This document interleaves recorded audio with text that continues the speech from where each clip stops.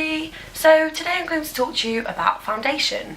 For me, foundation is the number one makeup staple. I absolutely love it, I don't go anywhere without it, and I just feel, what's the point in spending time on your eyes, your lips or anything else unless you've got a flawless base? So as a result, I've tried every single foundation under the sun over the past few years, from cheap drugstore foundations to all the top end ones, and I've now definitely got a select few that are my favourites, so I thought I'd just share with you what I have found. So the first one, which I've now just spilt all over my bed, is the Giorgio Armani Luminous Silk Foundation. This has had so much hype. I'm sure you've read about it, watched other videos about it. Everybody's talking about this at the moment.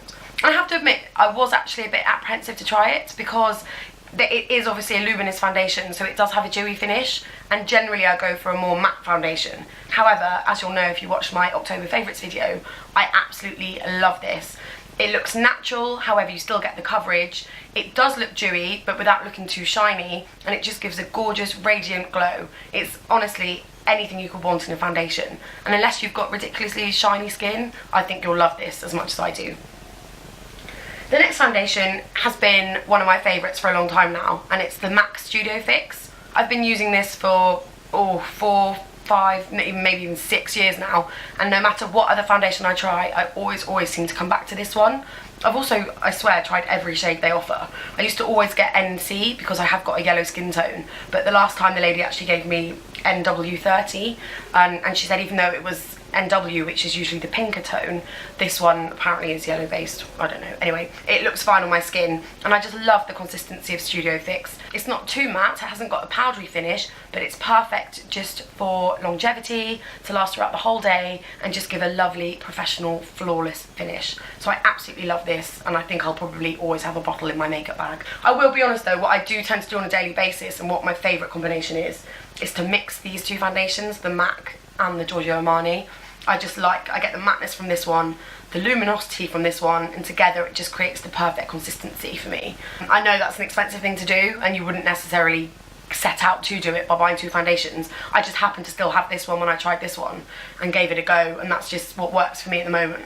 To be honest, once they both run out, I'm not sure what I'll do then, because it's a bit extravagant to go and buy two foundations. But for me, mixing them at the moment is working really well. The third foundation is the Makeup Forever HD foundation. Now I've been wanting to try this for so long, honestly maybe 6 months now, but because you can't buy it in the UK, I haven't managed to get a hold of it. However, I went on holiday to Dubai in September and found a bottle there in a Sephora shop, so I was so excited. However, it's a little bit disappointing. Firstly, the lady, I don't know if you can see that, but gave me, it's very pale. She gave me the wrong shade, I think, because it does look very pale on my skin, so I suppose it's kind of unfair in a way because you can't really test the foundation properly when it's not the right shade, but I can still of course comment on the consistency, etc. It is very liquidy and it smooths on very nicely indeed. You don't need to use a lot of it, a little bit goes a very long way, but I wouldn't say if you're after a medium to full coverage foundation, this isn't the one for you.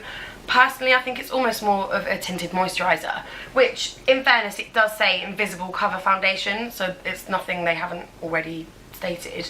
But it is thin, if I can use that word. It's fine to maybe cover up discoloration or just to put a bit of something on your skin, but it's certainly not full coverage, and I think even putting a couple of layers on doesn't build up that much, so it's more, if you like a really natural look, then this is the one for you. And then the last foundation is the Mercier Oil-Free Supreme Foundation. I bought this in the summer when my skin was slightly shinier, just obviously it was naturally warmer, so I wanted something a bit more matte. However, I think I went a bit too extreme, and as this is oil-free, I found the consistency odd, I think due to this. I'd pump out a couple of squirts on my hand, and by the time I'd put the first lot on and gone back for the second, it almost dried up. I don't think for my skin I needed anything quite as matte as this one. So if you have got very oily skin, it would probably work for you. But if, like me, you've got combination skin or dry skin, then I'd definitely steer clear. The longevity is good, it really does last a long time, and I found the shade good.